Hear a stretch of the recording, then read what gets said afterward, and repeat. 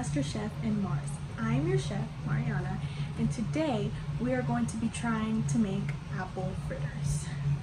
Now, I have never made apple fritters before, so this might not be like the traditional tutorials that were promised in the channel's introduction, but we are going to be testing out this recipe to see how easy it is to make at home for amateurs.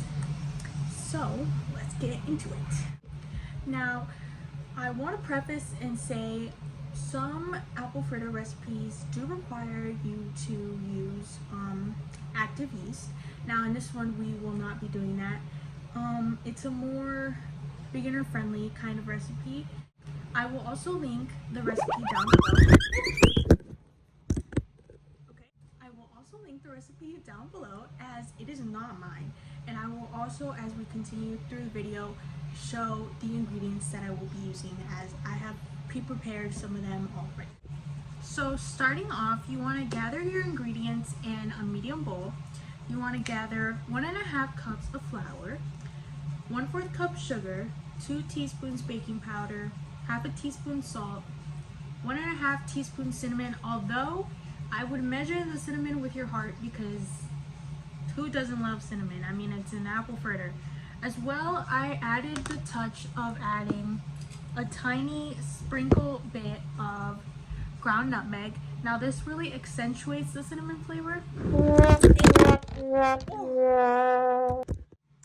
As I was saying, it accentuates the flavor of cinnamon in your baked goods. So it's really good detail to add whenever you're baking with anything cinnamon. Now, outside those dry ingredients, you will need 2 large apples. They can be green or red apples. For me, I've peeled these 2 red apples, although this one seems kind of green, but they were both red. So you can use any kind of apple, just make sure they're large. And you will also need 2 eggs, 2 large eggs here.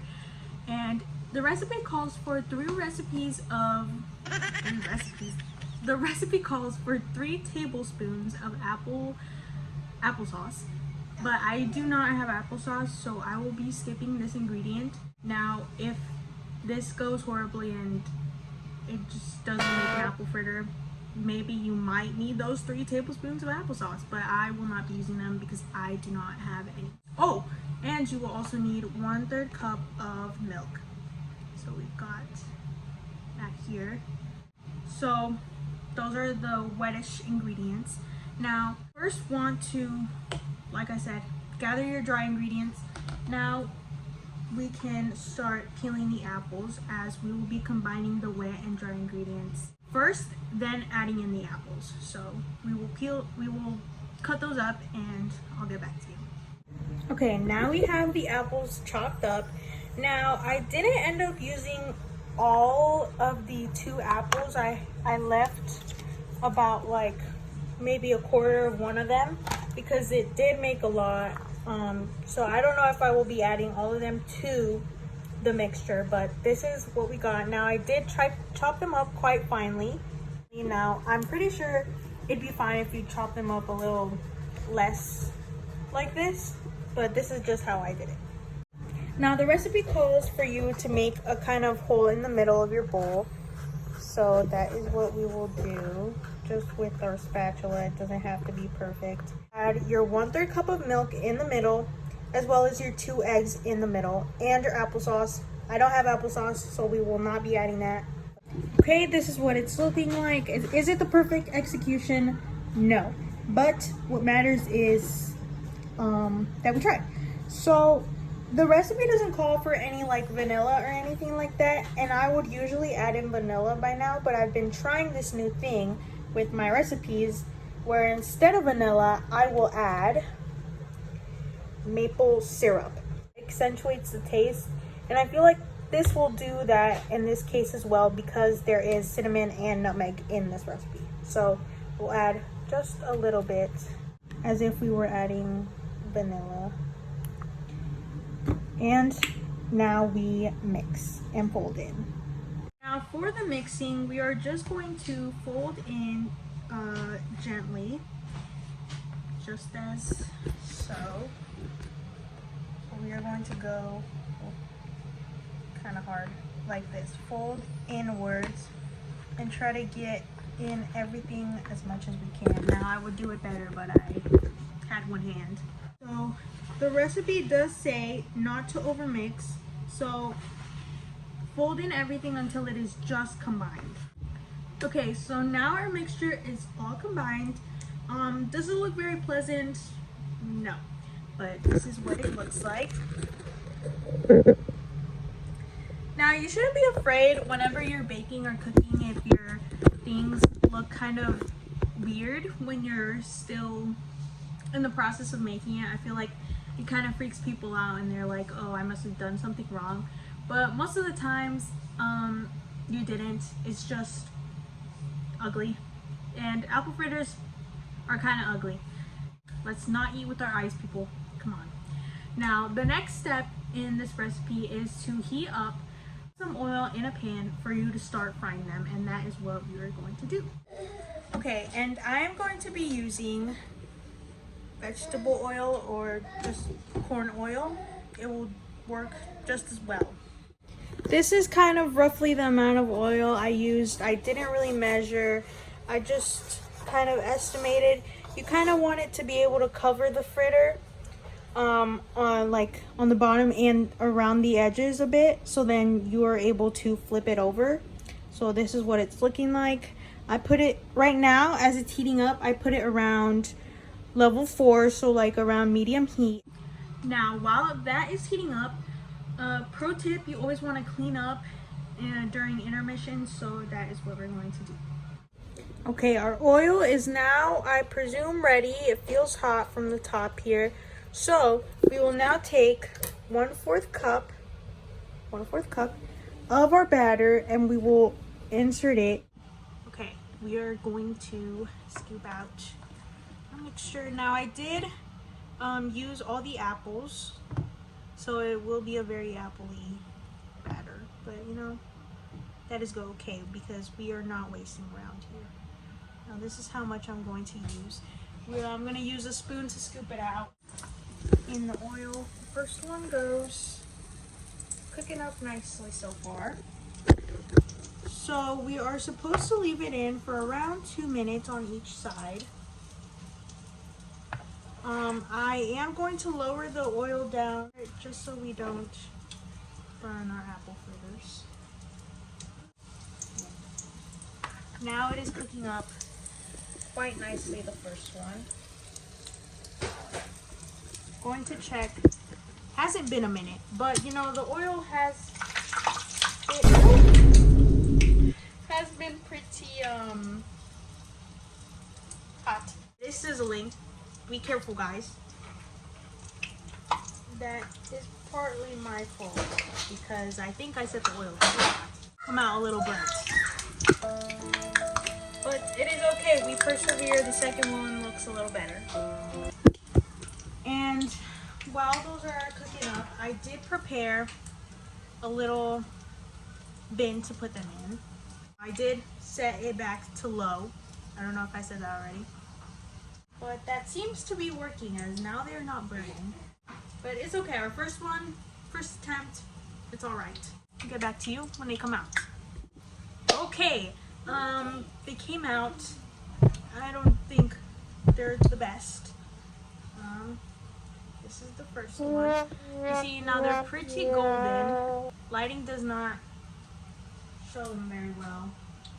They look a little burnt on camera. They don't look that bad. Or they might be a little bad. But that is what they look like. They should be golden brown. I mean, apple fritters are pretty golden brown. They shouldn't be burnt. They're a little burnt. But it is okay because we are on to round 2 and they are looking better. Now I will show you guys. See, not burnt yet. Yet, I say. My brother in the background. So we are going to let those sit. These are now on low heat. I feel like that was probably the move.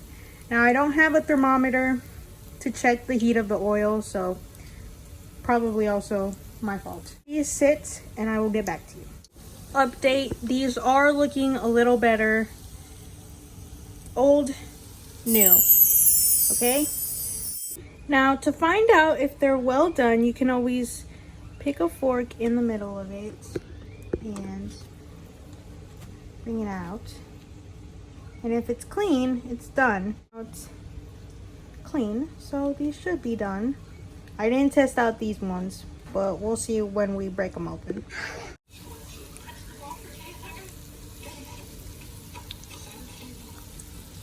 So I cracked open our really burnt ones, and they were in fact raw. Better lighting, you can see that. But good news is our better looking ones are not. Look at that, really hot. Raw. Perfect. Bouncy and cooked. So we are doing something right, folks. Okay, so we are finished. So out of the batter, not including the burnt ones, I made 2 burnt ones, not well done ones. Out of the batter, I made 6 good, cooked, bouncy, fresh, beautiful apple fritters. So I made around 8. Next step is just letting these cool, but while we let them cool, we can make the icing that we will put on top of them. So for the icing, or the glaze you can call it, you will need 2 cups of powdered sugar, 1/4 cup milk, and half a teaspoon of vanilla, or just measure the vanilla with your heart. Now for the icing, I will also add my little touch. I will add a little bit of cinnamon to the icing just to give it more of a cinnamony flavor.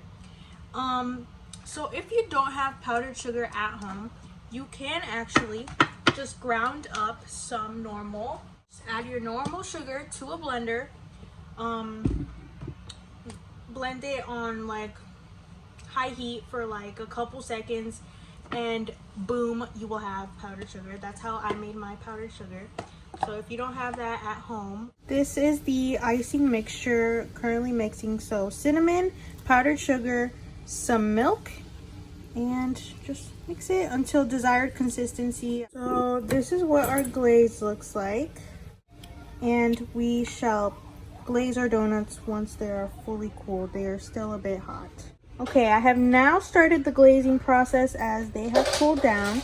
So I glazed this one. All you need to do is just plop it in, give it a twist, let it get covered. It won't be so much glaze once you pick it up. So pick it up with your tweezers. The glaze slowly run off, so it's not as much, because I mean, it's a sweet treat, but you don't want to get a heart attack. So yeah, and you just repeat that for the following. Okay, so these are the final products, final apple fritters. These kind of turned out ugly. That's the one I split to make sure it wasn't raw, but these are the final products. So with that comes the end of our video. Hope you enjoyed. I hope it was helpful, because this was my first time too. But you know, first time for everything, and look, came out well. So hopefully it gives you hope. Hopefully it inspires you to try this recipe out at home. Now I will link it in the description so you guys can try it out at home. Okay, see ya.